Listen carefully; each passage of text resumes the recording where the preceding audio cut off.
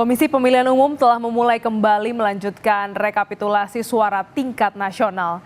Rapat pleno dipimpin Komisioner KPU Idam Holik didampingi Komisioner Muhammad Afifuddin dan Agus Melas. Pleno dimulai dengan melakukan rekapitulasi suara pemilu di Osaka, Jepang. Sebelumnya, Rabu kemarin, KPU merampungkan rekapitulasi suara di 7 TPS luar negeri. Tenggat waktu penyelesaian rekapitulasi suara di dalam negeri hingga luar negeri jatuh pada 20 Maret 2024. Pada Rabu siang, Ketua KPU Hashim Asyari dan 6 komisioner KPU lainnya menjalani sidang pemeriksaan kode etik di Dewan Kehormatan Penyelenggara Pemilu atau DKPP. 7 komisioner KPU dilaporkan seorang warga negara yang juga sebagai pemantau pemilu terkait pemberitaan media massa dugaan kebocoran data pemilih tetap atau DPT di pemilu 2024. Kita skor, nanti kita lanjutkan setelah kami selesai mengikuti atau menghadiri sidang DKPP. Demikian rapat pleno kita skor sementara.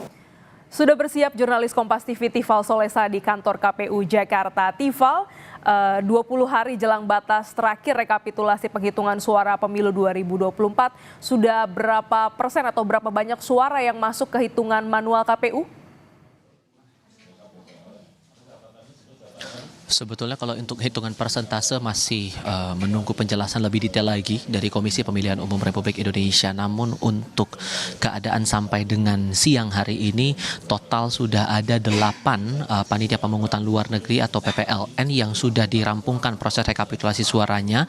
Titik ke-8 yang masih terus dilakukan pembahasan sampai dengan sekarang, diskusi dan juga pengawasan dari sejumlah saksi ini di PPLN Osaka, Jepang, dan tercatat dalam informasi yang disampaikan oleh pihak panitia pemungutan luar negeri Osaka khusus untuk agenda pemilihan presiden 2024. Di sana keunggulan dicatatkan untuk pasangan Prabowo Subianto Gibran Rakabuming Raka dengan perolehan 1.977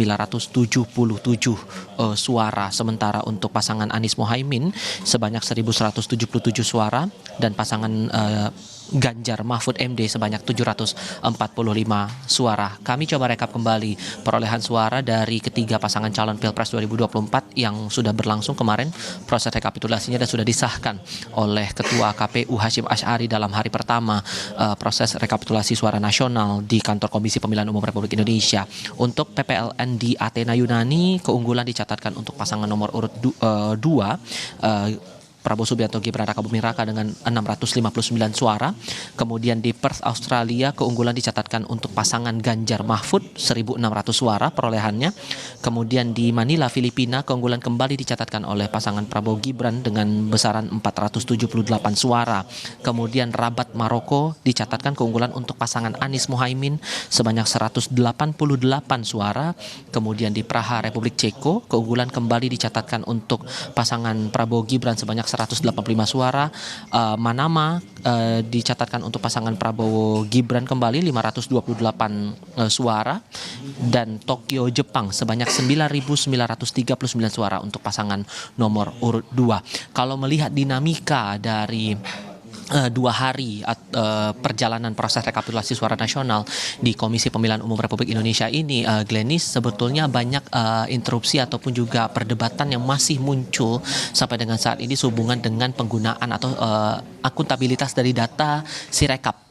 Ini yang kembali dipertegas lagi ataupun dipertanyakan kembali oleh saksi dari pasangan calon Ganjar Mahfud yang berkali-kali, bahkan tadi sebelum rapat pleno hari ini dibuka, mereka kembali mempertanyakan akuntabilitas dan aturan hukumannya kemudian dijadikan dasar bagi Komisi Pemilihan Umum untuk melakukan sinkronisasi data dari Sirekap ini sendiri. Apakah ada duduk perkara secara hukumnya, aturannya apa yang dipakai, kemudian seberapa akuntabel data-data itu kemudian diproses. Karena bahkan kemarin pun juga sempat diperdebatkan kenapa kemudian proses sinkronisasi ini tidak melibatkan langsung pihak saksi maupun juga pasangan calon peserta pemilu 2024, terlebih lagi adalah mereka yang ikut dalam kontestasi kontestasi pemilihan presiden.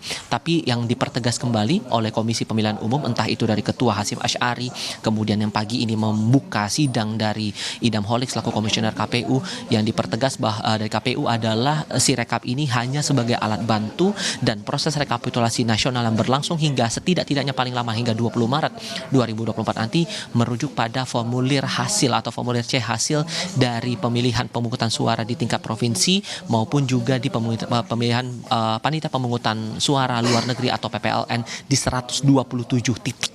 Nah, inilah yang menjadi dasar dan itu kembali dipertegas sekali lagi oleh pihak Komisi Pemilihan Umum Republik Indonesia. Bagaimana kemudian untuk perolehan rekapitulasi suara di tingkat nasional atau di tingkat dalam negeri begitu. Mengingat ini kalau kita merujuk lagi kondisinya, proses rekapitulasi untuk di skala nasional ini masih di tahap rekapitulasi di tingkat kecamatan, sehingga ini masih menunggu lagi proses di kecamatan selesai hingga tingkat provinsi ini rampung dilaksanakan.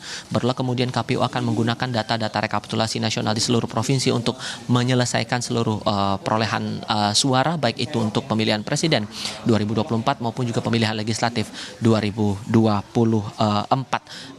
Perkembangan dinamika ini masih berlaku secara dinamis. Kami juga masih mencermati negara mana lagi atau PPLN mana lagi yang akan coba diumumkan hasil rekapitulasinya dan apakah perdebatannya masih akan merujuk lagi kembali soal Sirekap atau ada hal lain. Terutama ini yang masih diperdebatkan sampai dengan saat ini adalah soal DPTB, daftar pemilih tambahan di PPLN Osaka, Jepang. Glenis. Baik, terima kasih jurnalis Kompas TV Tifal Solesa atas laporan Anda.